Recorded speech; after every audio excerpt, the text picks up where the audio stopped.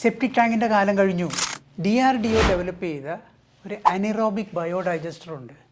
അത് ഈ septic tank, നിലവിലുള്ള സെപ്റ്റിക് ടാങ്കിൻ്റെ എല്ലാ പ്രശ്നങ്ങളും പരിഹരിച്ചിട്ടുള്ള ഒരു പ്രോഡക്റ്റാണ്. ഈ സെപ്റ്റിക് ടാങ്ക് വെച്ചിട്ട് ആണ്ടിൽ ഇതിനകത്ത് കോരണം. ബയോഡൈജസ്റ്റർ ആണെങ്കിൽ ലൈഫ് ടൈമാണ്.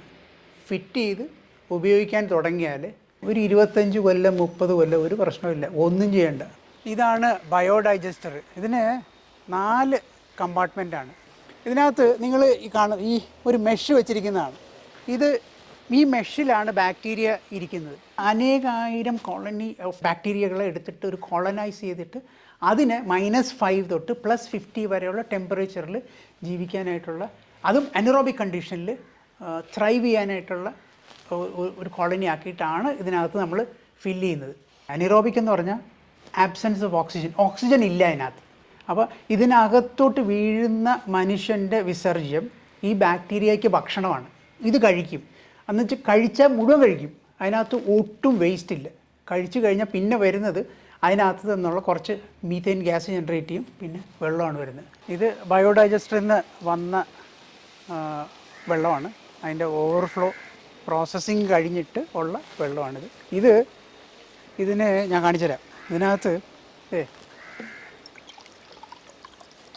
ഓൾമോസ്റ്റ് ക്ലിയറാണ്. അങ്ങനെയുള്ള മണം ഇങ്ങനെയുള്ള പ്രശ്നങ്ങളൊന്നും ഇതിനില്ല.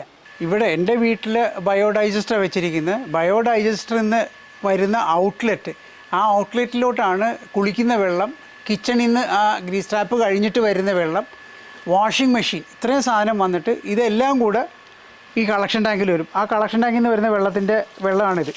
ഇതാണ് ഈ ചെടിക്കൊക്കെ ഉപയോഗിക്കുന്നത്. ബയോഡൈജസ്റ്റർ വെച്ചിരിക്കുന്നത് ഇവിടെയാണ്. ഇത് ഇത്രയും ഭാഗത്താണ്. ഇതിൻ്റെ അടിയിലാണ് ബയോഡൈജസ്റ്റർ ഇരിക്കുന്നത്. ബയോഡൈജസ്റ്റർ ചില സ്ഥലങ്ങളിലൊക്കെ ഷേപ്പ് ഒരു വലിയ ഘടകമാണ്.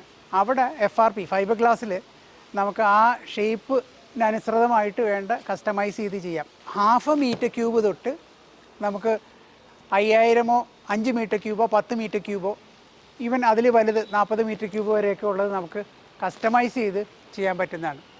അതാണ് FRP കൊണ്ടുള്ള ഏറ്റവും വലിയ ഗുണം. ഇത് റൗണ്ട് ഷേപ്പാണ്. ഇത് സ്ഥലം കൺസ്ട്രെയിൻ്റ് ഉള്ള സ്ഥലങ്ങളിൽ, അങ്ങനെയുള്ള സ്ഥലങ്ങളിൽ ഇത് വയ്ക്കാം. ഇത് റെക്റ്റാങ്കുലറായിട്ട് അങ്ങനെ ഒരു ലിമിറ്റേഷൻ ഇല്ലെന്നുണ്ടെങ്കിൽ വയ്ക്കാം.